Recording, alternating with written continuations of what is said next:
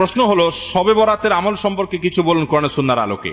ভাইরা আমার, শবে বরাত অর্থাৎ মধ্য শাবানের যে রাত, লাইলাতুন নিসফে মিন শাবান, এই রাত সম্পর্কে বিভিন্ন হাদিস থেকে বোঝা যায় আল্লাহ রাব্বুল আলামিন মুশরিক, শিরকে লিপ্ত এবং হিংসুক, কারোর প্রতি হিংসা রাখে এইরকম দুই ব্যক্তি ছাড়া বাকি যারা কারোর প্রতি হিংসা রাখে না, শিরকে লিপ্ত না, এই মানুষগুলোকে আল্লাহ তাআলা সাধারণ ক্ষমা ঘোষণা করেন।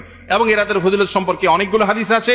সেই হাদিসগুলোর বেশিরভাগের সনদের ব্যাপারে মুহাদ্দিসদের রেকমেন্ড হলো, মূল্যায়ন হলো যে সেগুলো দুর্বল, কিন্তু সবগুলো হাদিসকে একত্র করলে এই রাতের ফজিলত একেবারে অস্বীকার করার সুযোগ থাকে না। আবার আমরা এটাকে যেভাবে বছরের সবচেয়ে গুরুত্বপূর্ণ রাত বানিয়ে নিচ্ছি সেটাও সঠিক না, কারণ বছরের ইবাদতের জন্য সবচেয়ে ফজিলতপূর্ণ রাত কোনটা? শবে কদর না শবে বরাত?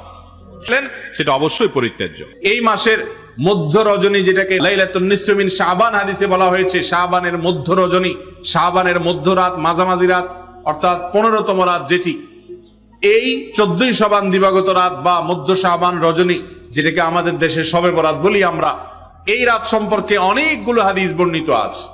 সবগুলো হাদিসকে সামনে রাখলে যে জিনিসটি আমাদের কাছে পরিষ্কার হয় তা হলো যে এই রাতের ফজিলত আছে, একেবারে কোনো ফজিলত নাই, এটা যেমন সঠিক নয়, আবার একইভাবে আমাদের কাছে এটাও পরিষ্কার হয় এই রাতকে আমরা অনেকে এত মর্যাদার রাত মনে করি যে লাইলাতুল কদরের চাইতেও গুরুত্ব বেশি দিয়ে থাকি। আমাদের দেশে এই রাতে যত বেশি ইবাদত বন্দেগী করার জন্য মানুষ চেষ্টা করে, মসজিদে আসে, একত্রিত হয়, শবে কদর পাওয়ার জন্য এর ছিটে ফোটা বা এর সামান্যতম চেষ্টাও মানুষ সাধারণত করে, অথচ এ রাতের এত ফজিলত নাই যত ফজিলত বলা হয়। বিশেষ করে এ রাতে ভাগ্য নির্ধারণ হওয়া সম্পর্কিত বর্ণনাগুলো গ্রহণযোগ্যতার লেভেলে উত্তীর্ণ নয়, বরং সূরা দুখানের আয়াত থেকে বোঝা যায় সারা বছরে বান্দার ভাগ্যটা ঠিক হয় লাইলাতুল কদরে। যেই লাইলাতুল কদর বা শবে কদর হলো রমজানের শেষ দশকে। সূরা দুখানে আল্লাহ রাব্বুল আলামিন বলেছেন ফিহা ইউফরাকু কুল্লু আমরিন হাকিম। তার আগের আয়াতে আল্লাহ বলেছেন ইন্না আনজালনাহু ফি লাইলাতিন মুবারাকা, আমি কোরআনকে একটি বরকতময় রাতে নাজিল করেছি। এরপরের আয়াতে আল্লাহ বলেছেন ফিহা, সেই বরকতময় রাতে যে রাতে কোরআন নাজিল করা হয়েছে, সেই রাতে গুরুত্বপূর্ণ বিষয়গুলো ধার্য করা হয়, পৃথক করা হয়। এবং এই আয়াত থেকে বোঝা যায় যে রাতে কোরআন নাজিল হয়েছে অর্থাৎ লাইলাতুল কদর, সে রাতে আল্লাহ তাআলা ভাগ্য ঠিক করেন। তবে হ্যাঁ, লাইলাতুন নিসফে মিন শাবানের একেবারে ফজিলত নাই, ব্যাপারটা সেরকম নয়।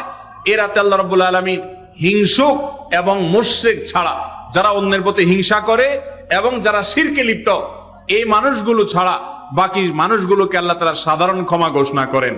অতএব আল্লাহর ক্ষমা পাওয়ার জন্য এই রাতে বান্দা চেষ্টা করবে, তার আগে থেকে নিজেকে শিরক থেকে পরিচ্ছন্ন করবে।